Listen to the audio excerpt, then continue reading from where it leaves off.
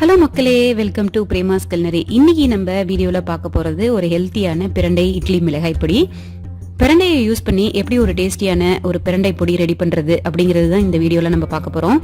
பிரண்டையில நிறையவே health benefits இருக்கு, அது நம்ம எல்லாருக்குமே தெரியும். பிரண்டையை சாப்பாட்டுல சேர்த்துக்கிறது ரொம்பவே நல்லது.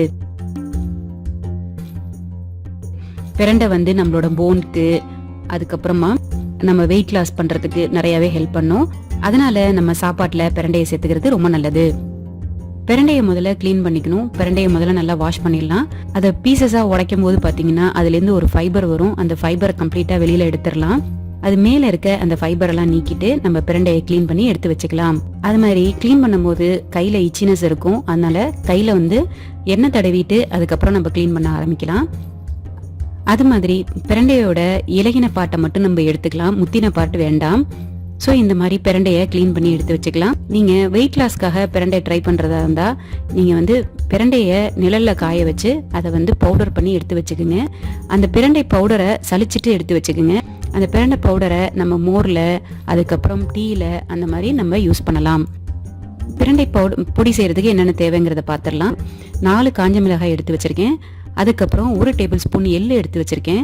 அதுக்கப்புறமா ஒரு 7-8 பீசஸ் பிரண்டை பீசஸ் எடுத்து வச்சிருக்கேன். அதுக்கப்புறமா 2 டேபிள் ஸ்பூன் கடலைப்பருப்பு எடுத்து வச்சிருக்கேன். 3 டேபிள் ஸ்பூன் கருப்புளுந்து எடுத்து வச்சிருக்கேன். நீங்க வெள்ளை உளுந்து கூட யூஸ் பண்ணிக்கலாம். அதுக்கப்புறமா 1 டீஸ்பூன் உப்பு, ஒரே ஒரு பெருங்காய கட்டை எடுத்து வச்சிருக்கேன். நீங்க ஒரு பிஞ்ச் பெருங்காயம் சேர்த்துக்கலாம். வாங்க பிரண்டை பொடி எப்படி செய்யறதுங்கிறத பார்த்துடலாம். ஒரு பேனை ஹீட் பண்ணிப்போம். அதுல 1 டீஸ்பூன் நெய் சேர்த்துக்கலாம். நெய்யில பிரண்டையை வறுக்கும் போது நல்ல டேஸ்ட் கொடுக்கும். அதனால நெய்யில வறுத்துக்கலாம். ஸோ நான் இப்போ பிரண்டையை சேர்க்கிறேன். சேர்த்துட்டு நல்லா வறுத்துக்கலாம். பிரண்டை சாஃப்ட் ஆகணும், அது வரைக்கும் நல்லா வதக்கலாம். பிரண்டை சாஃப்ட் ஆயிடுச்சு. நான் இப்போ இந்த பேன்ல இருந்து எடுத்துடுறேன். இப்போ கடலை பருப்பையும் உளுந்த பருப்பையும் சேர்த்து நல்லா வறுத்துக்கலாம். லோ ஃப்ளேம்ல வறுத்துக்கலாம், இல்லைன்னா கருகிடும். லைட் கோல்டன் ஆனோன்னு எள்ளையும் மிளகாயையும் சேர்த்துடலாம். எள்ளு பொரிய ஆரம்பிச்சோன்னே நம்ம இந்த பேன்ல இருந்து எடுத்துடலாம். எடுத்துட்டு இதை கம்ப்ளீட்டா ஆற விட்டுடலாம். ஆற விட்டதுக்கு அப்புறம் தான் நம்ம இதை அரைக்கணும்.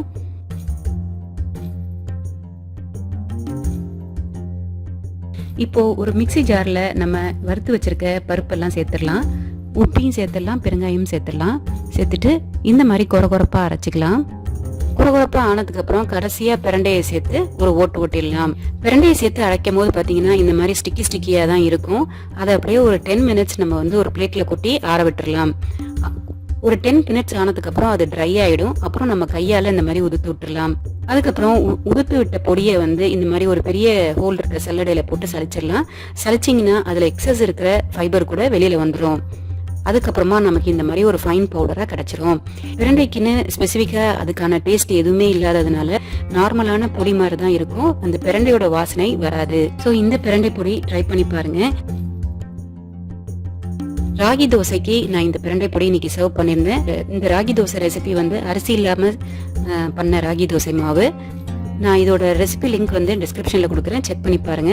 அதே மாதிரி இந்த தக்காளி கார சட்னியோட ரெசிபியும் நான் டிஸ்கிரிப்ஷன்ல கொடுக்குறேன், ட்ரை பண்ணி பாருங்க. உங்களுக்கு இந்த வீடியோ பிடிச்சிருந்ததுன்னா லைக் பண்ணுங்க, ஷேர் பண்ணுங்க, கமெண்ட் பண்ணுங்க, அப்புறம் சேனல் சப்ஸ்கிரைப் பண்ணுங்க, இன்ஸ்டாகிராம்ல ஃபாலோ பண்ணுங்க. இன்னும் நிறைய இன்ட்ரெஸ்டிங்கான ரெசிபிஸோட அடுத்த வீடியோல நான் உங்களை சந்திக்கிறேன். Until then, bye from Premalatha Aravindan. Bye.